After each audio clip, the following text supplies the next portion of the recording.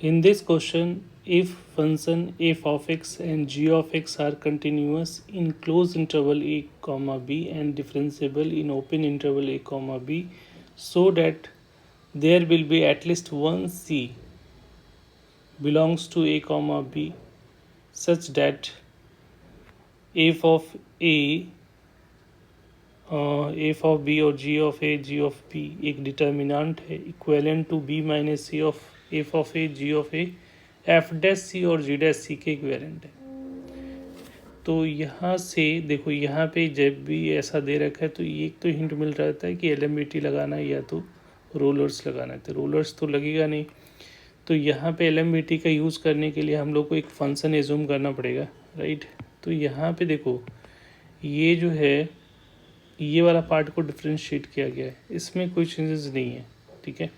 तो इसको as a function जब लोगे तो लेट एच ऑफ एक्स ले रहे, तो फर्स्ट कॉलम को एज इट इज़ रखते हैं एफ ऑफ ए और जी ऑफ ए, इसको एज इट इज़ रखते हैं। सेकेंड कॉलम में चेंजेस है तो इसको एफ ऑफ एक्स और इसको हम लोग ले लेते हैं जी ऑफ एक्स। और जो भी एलएमबीटी का जो कंसेप्ट अप्लाई है किसका, ए से बी के बीच में, तो for x belongs to close interval A comma B, ठीक है। और ये फंक्शन जो होगा कैसा होगा, इसको देखो F of G of X कैसा है, कंटिन्यूस और डिफरेंशिएबल है। तो इसको अगर क्रॉस मल्टीप्लाई करोगे, डिटर्मिनेंट निकालोगे, तो इन दोनों का सम आएगा, ठीक है। ये तो कांस्टेंट है, तो जब भी कोई डिफरेंशिएबल है तो उसको ऐड करो सब्ट्रैक्ट करो तो पर भी वो कंटिन्यूस डिफरेंशिएबल होगा, ठीक है। या मल्टीप्लाई भी करोगे तो पर भी होगा। अब इसका जो है क्लियरली हम लोग बोल सकते हैं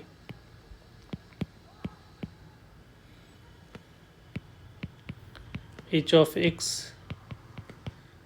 is continuous and differentiable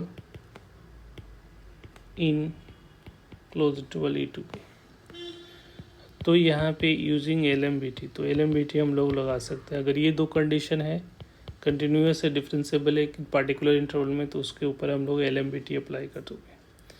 तो एलएमबीटी के लिए क्या होता है, एलएमबीटी का जो फॉर्मूला होगा उसमें क्या होगा, अपर लिमिट, तो यहाँ पे H of A minus H of B हो जाएगा, H of B minus H of A divided by B minus A is equal to F dash C, F dash तो एच डैश सी हो जाएगा, ये हो जाएगा। अब इसको डिफ्रेंशिएट करना है, तो देखो डिफ्रेंशिएशन, डिटर्मिनेंट का डिफ्रेंशिएशन के लिए क्या होता है, पहले एक रो को करोगे फिर दूसरे रो को करोगे, ठीक है, और ऐड करते जाते हैं। तो जैसे फर्स्ट रो को, ये फर्स्ट कॉलम, इसमें कॉलम करेंगे, रो या कॉलम कोई भी पकड़ सकते हो। तो अगर इस कॉलम को पहले डिफ्रेंशिएट करोगे और इसको एज इट इज़ रखोगे, तो ये तो कांस्टेंट है एक्स के रिस्पेक्ट में, तो ये तो ज़ीरो हो जाएगा, तो ओवरऑल डिटर्मिनेंट ज़ीरो हो जाएगा। तो एफ डैश सी जो होगा जब डिफ्रेंशिएट करोगे तो सिर्फ ये वाला पार्ट आएगा, ठीक है। तो एक तो ज़ीरो हो रहा है, दूसरा को अगर डिफ्रेंशिएट करोगे तो ये आ रहा है F of A G of A, और इसको डिफ्रेंशिएट करके इसकी वैल्यू क्या पुट करोगे, सी। तो यहाँ पे एफ डैश सी और यहाँ पे क्या आएगा, जी डैश सी आ जाएगा, राइट। अब यहाँ पे देखो, अगर एच ऑफ ए बी तो पुट करोगे तो ये वैल्यू आएगी। तो यहाँ से एफ ऑफ ए और G of A B put करोगे तो एज इट इज़ रहेगा। तो यहाँ पे F of B G of B ऐसा आएगा, यही तो चाहिए। और अगर ए पुट करोगे तो ये दोनों कॉलम क्या होगा, अगर ये इसमें पुट किया तो ये देखो ये दोनों एज इट इज़ सेम हो जाएगा।